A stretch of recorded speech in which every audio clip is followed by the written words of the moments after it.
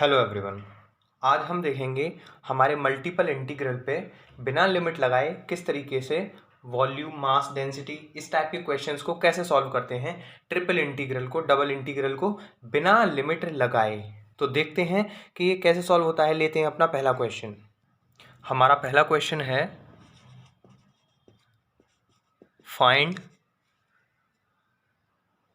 लेते हैं अपना पहला क्वेश्चन। तो क्वेश्चन में क्या है कि find the volume and mass if density is given by this. हमें वॉल्यूम और मास फाइंड करना है अगर हमें डेंसिटी दे रखी है इन सॉलिड रीजन। कोई सॉलिड रीजन है, उसकी डेंसिटी है in first quadrant of curve this. ये हमारी इक्वेशन है एक इलिप्सॉइड की।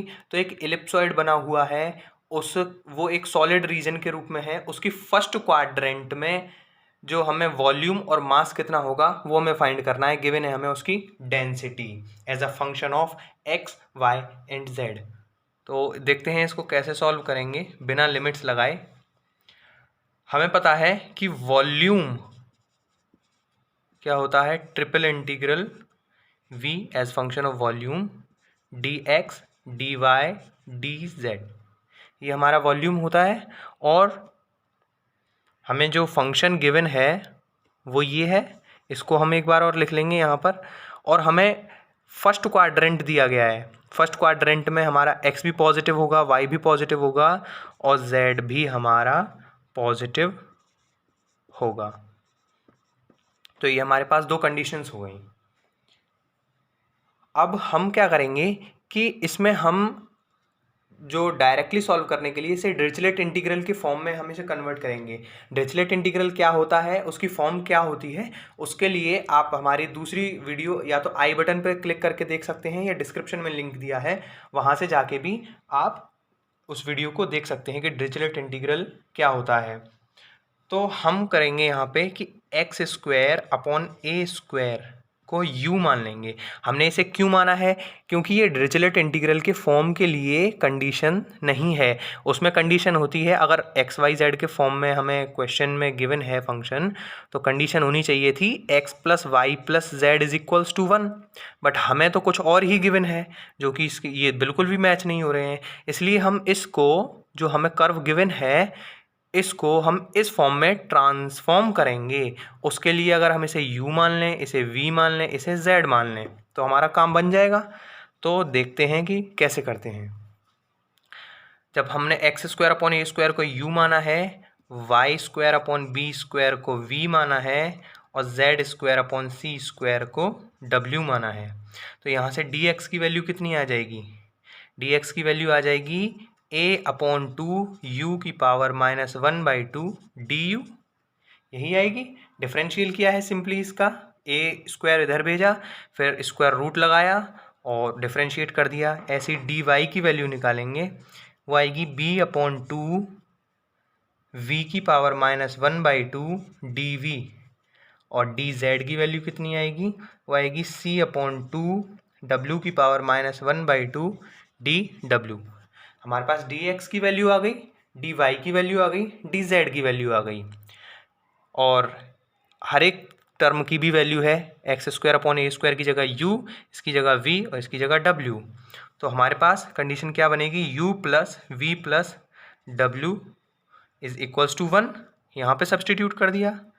और जब हमारा x ग्रेटर देन 0 था तो u भी हमारा ग्रेटर देन 0 रहेगा, v भी हमारा ग्रेटर देन 0 रहेगा और w भी हमारा ग्रेटर देन 0 रहेगा। अब हमारे पास डिरिचलेट इंटीग्रल के लिए जो नेसेसरी कंडीशन है वो आ गई हैं।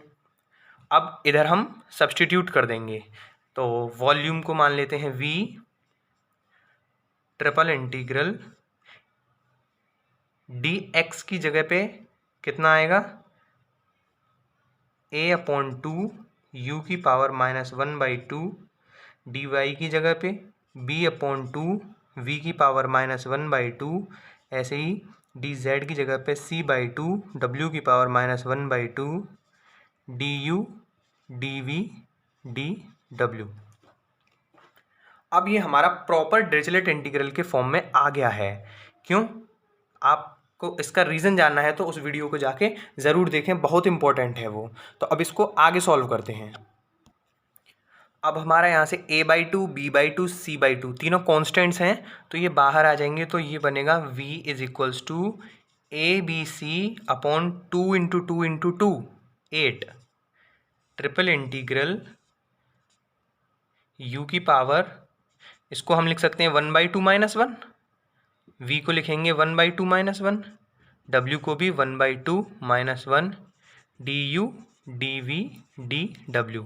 अब ये हमारी प्रॉपर फॉर्म आ गई, l minus one, m minus 1 और n माइनस 1। ये क्लियर है ना? ये यहाँ पे लाइट की वजह से नहीं दिख रहा है। और हमारा ये बात ध्यान रखने की बहुत ज़रूरी है, इसी वजह से नंबर कटते हैं कि जब भी हमारी ये फॉर्म बन के आएगी तो हमें ये शो करना बहुत ज़रूरी है कि u प्लस वी प्लस डब्ल्यू is equals to 1, comma u is greater than 0, v greater than 0 and w greater than 0। इस लाइन के, इस कंडीशन वाली लाइन के नंबर कटते हैं। अगर ये 10 नंबर में आया सवाल तो 10 में से 4 नंबर तो इसी के कट जाएंगे, तो ये बात ध्यान रखने की बहुत ज़रूरी है। अब देखते हैं v is equals to ABC upon 8। तो डिरिचलेट इंटीग्रल के अकॉर्डिंग ये L है, ये M है, ये n है, तो gamma L that is gamma 1/2 gamma M gamma n upon gamma L plus M plus n plus 1। बस सिंपली इसे सॉल्व कर लेंगे अब। तो ये हमारा बनेगा ABC अपॉन 8, गामा 1/2 की standard value under root pi, तो under root pi into under root pi, pi root pi upon 1/2 1/2 1/2 3/2 plus 1 gamma 5/2। अब गामा 5/2 की वैल्यू कितनी होती है? ये होती है 3 रूट पाई बाई 4। तो हम यहाँ पे लिख देंगे ABC pi root pi upon 8 into 3 root pi by 4। अब ये गामा 5/2 की वैल्यू 3 रूट पाई बाय 4 कैसे आई? तो ये गामा को सॉल्व करने के लिए हमने अलग वीडियो बना रखी है, आई बटन पे क्लिक करके आप उसे भी देख सकते हैं, उसका भी लिंक मैं डिस्क्रिप्शन में दे दूंगा, आप वहाँ से जाकर भी उसे देख सकते हैं। तो ये कितना आ जाएगा? रूट पाई से रूट पाई कैंसिल हो जाएगा, इससे ये 2 टाइम्स, तो ये आएगा हमारा ABC pi upon 6 unit cube, ये इसका वॉल्यूम आ जाएगा। अब हम देखते हैं कि हमें उसी सॉलिड रीजन के बारे में, वॉल्यूम के बारे में तो पता चल गया, लेकिन ये बात ध्यान देने की ज़रूरी है, हमें यहाँ पे कहा गया था फर्स्ट क्वाड्रेंट में, तो हमारे पास कुल मिला के एक्स वाई और जेड एक्सिस से टोटल 8 क्वाड्रेंट्स बनते हैं, उनको बोलते हैं ऑक्टेन्स। तो यहाँ पे फर्स्ट क्वाड्रेंट का मतलब हुआ केवल एक ऑक्टेन, तो हमने सिंपली से सॉल्व किया। लेकिन अगर हमें यहाँ पे फर्स्ट क्वाड्रेंट या इस तरीके से कुछ नहीं बोला होता कि हमें 2 ऑक्टेन में फाइंड करना है, 4 ऑक्टेन का फाइंड करना है, या फिर फर्स्ट क्वाड्रेंट या कुछ भी ऐसे नहीं लिखा होता, तो हम पूरे 8 ऑक्टेन का फाइंड करते, तो हम यहाँ पे 8 का मल्टीप्लाई करके चलते। आई एम रिपीटिंग अगेन, अगर हमें यहाँ पे ये कंडीशन नहीं दी होती कि फर्स्ट क्वाड्रेंट में या सेकंड क्वाड्रेंट में, तो यहाँ 8 का मल्टीप्लाई करते, क्योंकि हमारे 8 ऑक्टेन होते हैं एक्स वाई और जेड एक्सिस से, और हमारा जो सिंपली इस तरीके से हम फाइंड करते हैं, ये सिर्फ एक ही ऑक्टेन के लिए निकल के आता है। अब देखते हैं इसका मास कैसे फाइंड करेंगे। हमारी वॉल्यूम आई थी ABC पाई अपॉन 6, ये हमारी वॉल्यूम आई। हमें डेंसिटी दे रखी है KXYZ, हमें मास निकालना है। हमें सिंपल एक रिलेशन पता है, mass equals to density into volume, simply इसे कर देंगे। तो mass let it be M is equals to triple integral, क्योंकि वो तीनों एक्सिस पे एग्जिस्ट करेगा, डेंसिटी कितनी है KXYZ, और वॉल्यूम कितनी आई थी हमारी, वॉल्यूम को हम dx डी वाई और डी जेड, क्योंकि हम अभी एक्स वाई और जेड के टर्म में लिख रहे हैं। तो याद कीजिए हमने जब क्वेश्चन स्टार्ट किया था तब वॉल्यूम को d x d y d z करके लिखा था, triple integral d x d y d z, और हमें डेंसिटी दी है के एक्स वाई जेड। तो अभी हम एक्स वाई जेड के टर्म में लिख रहे हैं इसे। तो हम आगे करेंगे इसे, के हमारा बाहर आ जाएगा। जब हमारा के बाहर आ गया,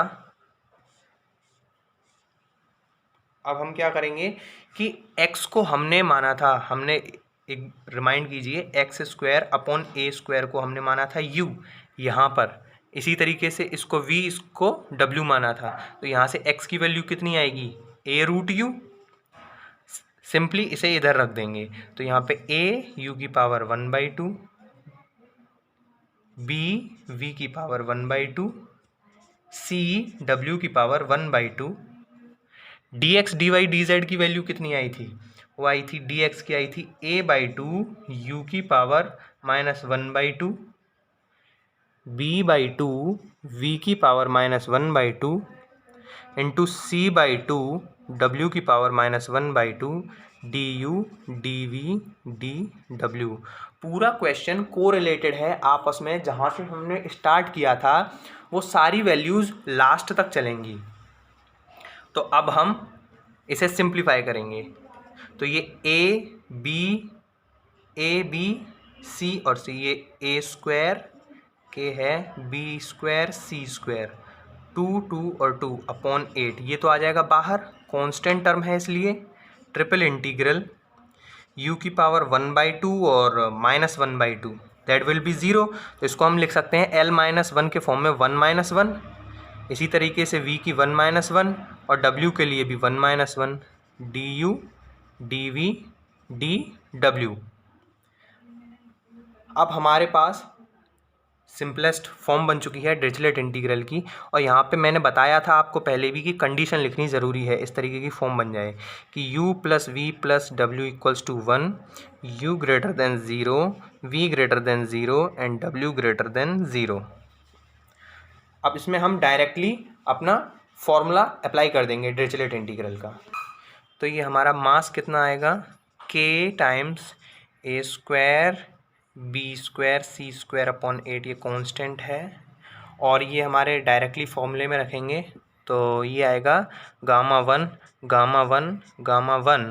अपॉन गामा lmn 1 ही है, तो 1 + 1 + 1 + 1। इसको हम सॉल्व करेंगे तो के a square b square c square upon 8, ये गामा 1 होता है और ये गामा 4 हो जाएगा नीचे। गामा 4 को हम लिख सकते हैं 3 फैक्टोरियल एंड 3 2 ज़ा 6। तो ये आ जाएगा के a square b square c square upon 8 into 3 factorial. 3 factorial 6 होता है और 8 6 ज़ा 48। तो ये आ जाएगा के a square b square c square upon 48 units. ये हमारा मास निकल के आ गया। तो इस तरीके से हमने देखा कि कैसे हम मल्टीपल इंटीग्रल को बिना लिमिट्स लगाए सॉल्व कर सकते हैं डिरिचलेट इंटीग्रल मेथड के द्वारा। हमने वॉल्यूम फाइंड की, हमने मास भी फाइंड किया।